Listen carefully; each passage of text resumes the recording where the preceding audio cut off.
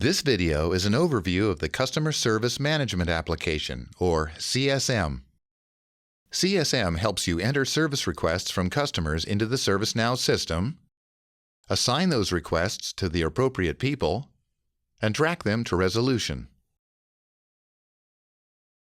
The CSM application is a plugin. You'll need to activate the plugin in order to use the application. Go to the list of plugins, choose Customer Service, click Activate Upgrade, and click Activate. It'll take a few minutes to activate.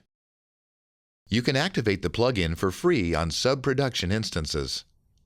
You'll need to purchase a subscription to activate the plugin on your production instance. Ask your ServiceNow account manager for more information. There's also a plugin with demo data to help you learn about the CSM app. We're going to use that data in this video. You can activate this plugin for free on any instance. For a quick overview of CSM, let's take a look at an interaction between a customer, George, and a service agent, John.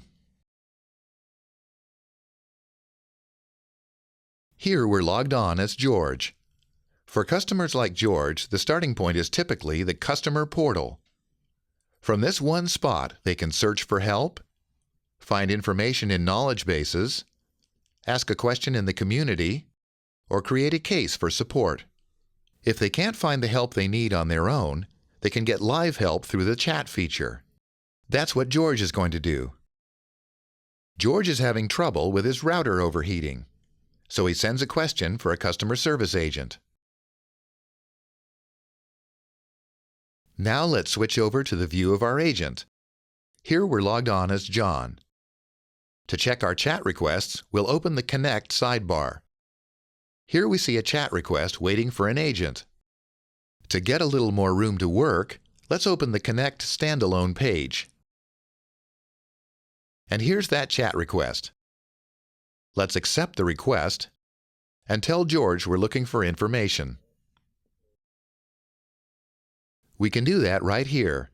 This link takes us to the knowledge base where we can research the problem. We can even send an article to George by just dragging and dropping. We can also get more information on George, attach files to the conversation, and control our notifications for the conversation. We can also create a case or incident. Let's create a case. The case form is pre-populated with customer information that's already in the system. We'll choose the asset, George's router, add a description, and submit. Let's go back to the case and take a look at something. The case has been assigned to the network group.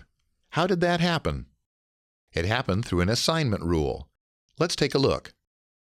Now we're logged on as System Administrator for a moment. Let's look at our assignment rules. Here's the one we want, Acme Network Rule. In general, an assignment rule assigns a task to a specific user or group when the task meets certain conditions.